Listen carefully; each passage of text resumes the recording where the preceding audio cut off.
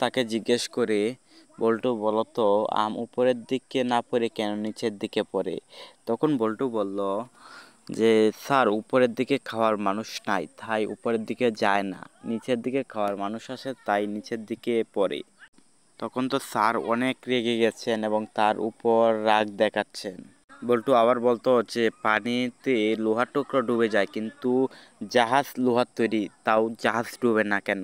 তখন বল্টু উত্তর দিল কি যে স্যার, জাহাজের তো চালক আছে তাই ডুবে না, লোহার টুকরা তো চালক নাই তাই ডুবে যায়।